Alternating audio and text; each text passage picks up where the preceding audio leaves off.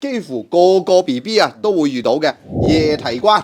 個 BB 夜晚唔肯瞓，喺度成晚都喊啊！我阿媽都話我有呢一關嘅。凡呢種咁嘅關殺嘅細路啊，成日咧喺深夜都會喊個不停嘅，嗯好似俾鬼嚇親咁樣樣，好難去瞓得着㗎。喂，咁呢個係古人留低嘅智慧咧，有冇話點樣去化解啊？最常見嘅咧就係喺屋企啲長輩會去喊驚，喊驚咁啊，即係我哋所講嘅叫魂啦。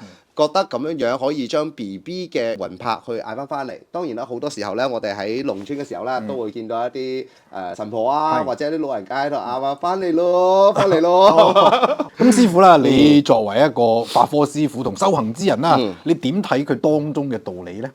嗱，我哋咧用現代嘅科學角度嚟睇咧，嗯夜啼咧嘅原因有好多種嘅，可能咧就係肚痛啦，或者唔夠鈣啦，瞓得唔舒服啦，又或者去白天啊，佢玩得太過頻，又或者係太過癲。咁啊，古人咧就提供咗呢啲咁嘅化解方式，其實好多係起到一個叫安心嘅一個作用嚟嘅。咁啊，一道符啦，一個儀式啦，俾咗焦慮嘅父母啊一個解決嘅辦法。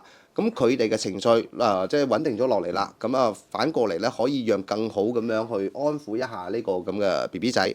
咁啊，用草藥沖涼啊，亦確實咧有放鬆神經嘅一個效果。所以咧，唔淨係迷信，入邊咧亦有古人嘅生活智慧同埋心理學嘅一個錘形喺度嘅。哦，原來呢個其實就係古代版嘅嬰兒瞓覺指南。